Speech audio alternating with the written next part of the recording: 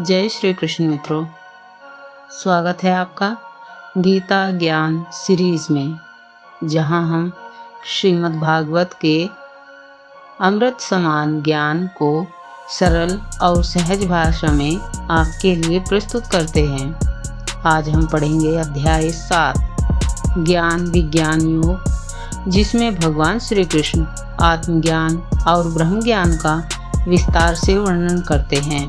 तो आइए आरंभ करते हैं ज्ञान विज्ञान योग। भगवान श्री कृष्ण कहते हैं, हे अर्जुन, यदि तू मेरे प्रति मन और बुद्धि को लगाकर मेरे ज्ञान में पूरी तरह से स्थिर हो जाए तो तू मुझे पूर्ण रूप से जान सकेगा। मैं तुझे वह संपूर्ण ज्ञान दूंगा जिसे जानकर तेरे लिए इस संसार में कुछ और जानना बाकी नहीं रहेगा। हजारों में कोई एक व्यक्ति सिद्धि की कोशिश करता है और उसमें भी शायद ही कोई मुझे सही रूप से जान पाता है। भगवान को जानना दुर्लभ है, परंतु श्रद्धा और भक्ति से यह संभव है। भगवान श्री कृष्ण कहते हैं, यह प्रकृति 8 प्रकार की है: पृथ्वी, जल, अग्नि, वायु, आकाश, मन, बुद्धि और अहंकार।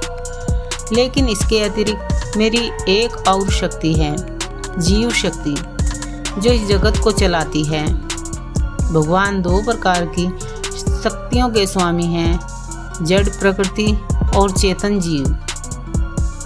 सभी प्राणी मेरे ही अंश से उत्पन्न होते हैं।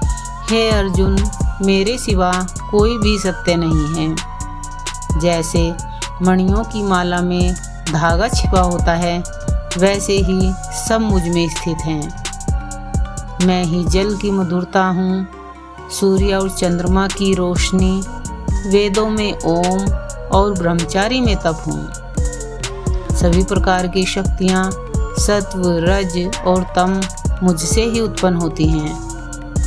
लेकिन यह माया इतनी बलवान है कि लोग मुझे पहचान नहीं पाते।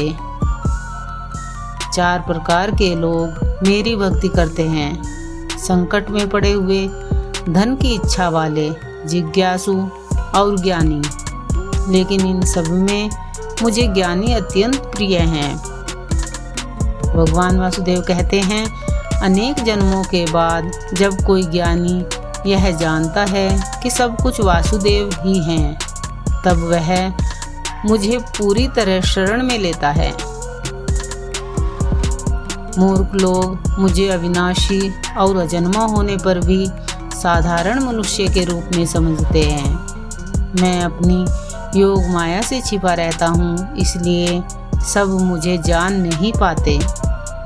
जो लोग पाप से मुक्त हो गए हैं, वे ही मेरी भक्ति में लगते हैं। वे जन्म और मृत्यु के चक्र से छुटकारा पाने के लिए मेरा ध्यान करते हैं। इस अध्याय में भगवान श्री कृष्ण ने ज्ञान और विज्ञान दोनों को एक साथ समझाया है। उन्होंने बताया है कि जब मनुष्य माया से ऊपर उठकर भगवान को जानता है, तभी वह परम शांति को प्राप्त करता है। अगर आपको यह ज्ञान पसंद आया है तो लाइक कीजिए, शेयर कीजिए और हमारे चैनल गीता ज्ञान सीरीज को सब्सक्राइब जरूर कीजिएगा। मिलते हैं अगले अध्याय में अक्षर ब्रह्म योग के साथ। तब तक के लिए जय श्री कृष्ण।